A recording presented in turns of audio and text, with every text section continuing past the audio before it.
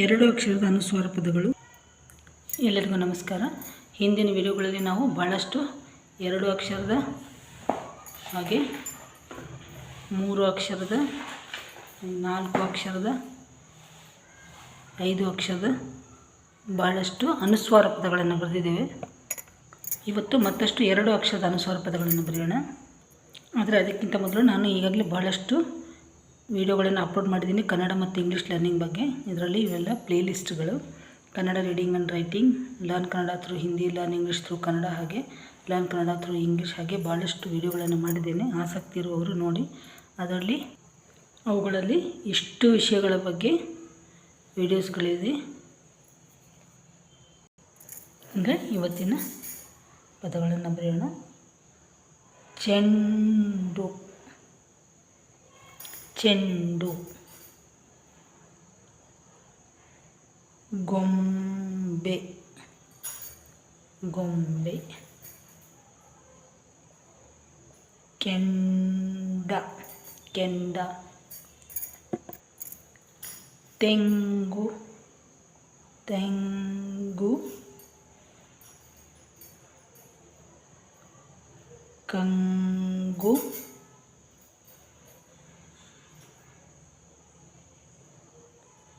ಮಂಡೆ, ಮಂಡೆ. ಪುಂಡ, ಪುಂಡ. ಕಂತೆ, ಕಂತೆ. ಮಂದ, ಮಂದ, ಮಂದ. ಗುಂಪು, ಗುಂಪು. ಈಗ ಈ ಪದಗಳನ್ನು ಇಂಗ್ಲೀಷ್ನಲ್ಲಿ ಹೇಗೆ ಬರೆಯೋದು ಅಂತ ನೋಡೋಣ. ಅದರ ಬಗ್ಗೆ ಕೂಡ ನಾನು ವಿಡಿಯೋಸ್ ಮಾಡಿದ್ದೀನಿ. ಕನ್ನಡದ ಸ್ವರಗಳು ಮತ್ತು ವ್ಯಂಜನಗಳು ಇಂಗ್ಲೀಷ್ನಲ್ಲಿ ಹೇಗೆ ಬರೆಯೋದು, ಇದು ಸ್ವರಗಳು, ವ್ಯಂಜನಗಳು, ಹಾಗೆ ಕಾಗುಣಿತ ಸಹ ಇದೆ.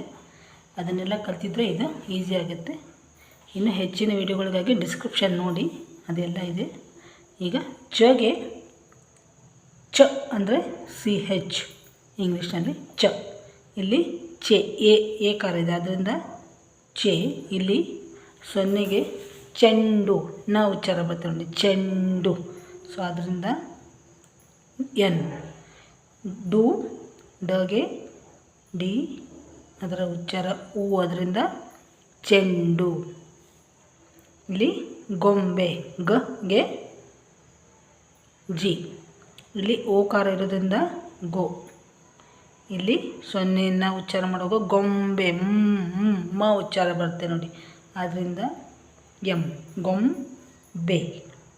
ಬಗೆ ಬ ಅಂದರೆ ಬಿ, ಅದಕ್ಕೆ ಎ ಉಚ್ಚಾರ ಕೊಡಬೇಕು ಅಂತಂದರೆ ಗೊಂಬೆ. ಇಂಗ್ಲೀಷ್ನ 2 ಅಕ್ಷರ 3 ಅಕ್ಷರದ ಪದಗಳ ಬಗ್ಗೆ ಕೂಡ ವಿಡಿಯೋ ಮಾಡಿದ್ದೇನೆ. ಆಸಕ್ತಿ ಇರೋರು ಆ ವಿಡಿಯೋಗಳನ್ನು ಕೂಡ ನೋಡ್ಬೋದು.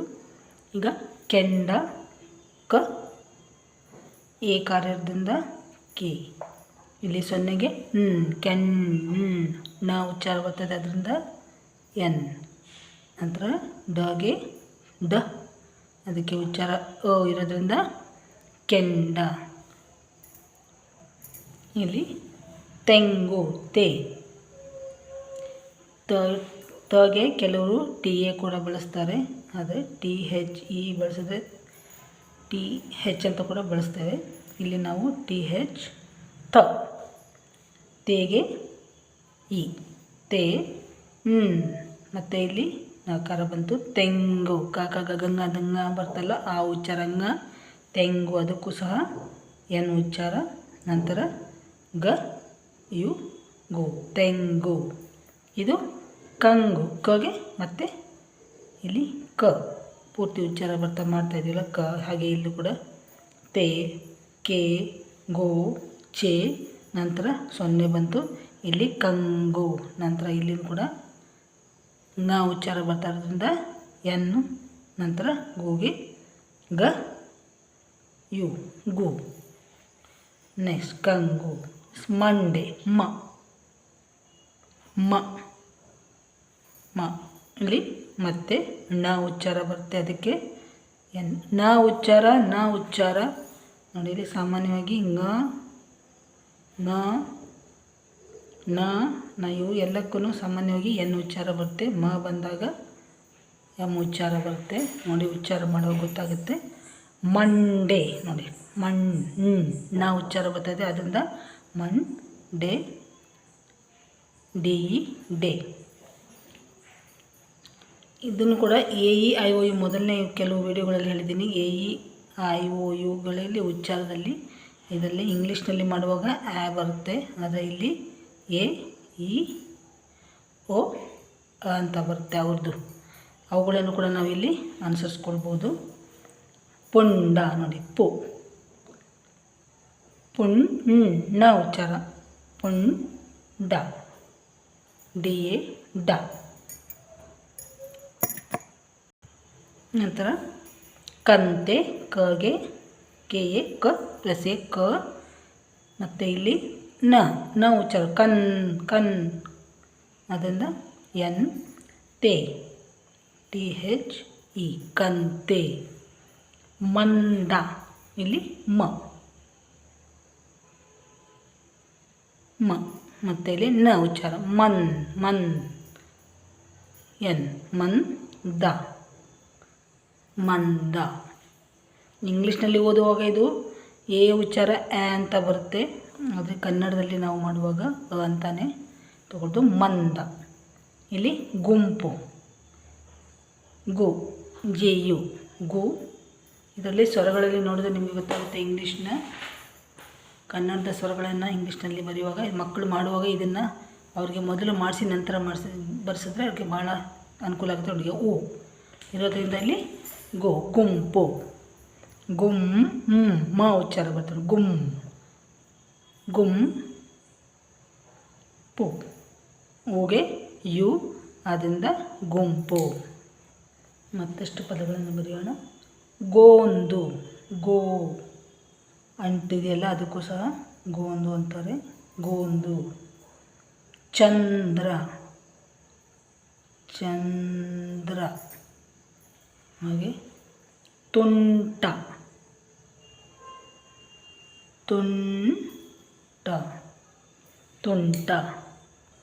ಇಲ್ಲಿ ಗೋ ನ ಉಚ್ಚಾರ ಬಂತು, ಗೋಂದು. ದ ಮತ್ತು ಡ ಎರಡಕ್ಕೂ ಸಹ ಡಿ ಉಪಯೋಗಿಸ್ತೇವೆ, ಅದರಿಂದ ಗೋಂದು. ಚಂದ್ರ ಚಗೆ CHE ಮತ್ತು ನ ಉಚ್ಚಾರ ಚಂದ್ರ DRE ಚಂದ್ರ. ನೋಡಿ ಇಲ್ಲಿ ಡೇಗೆ ಕೂಡ ಡ ಉಚ್ಚಾರ ಬಂದಾಗ ಡಿ ಇತ್ತು, ಹಾಗೆ ದ ಉಚ್ಚಾರ ಬಂದಾಗ ಕೂಡ ಡಿ ಇದೆ. ಚಂದ್ರ. ತುಂಟ THU ತುಂಟ ನ ಉಚ್ಚಾರ ಬರ್ತಾರೆ, ತುಂಟ, ಅದರಿಂದ ಎನ್.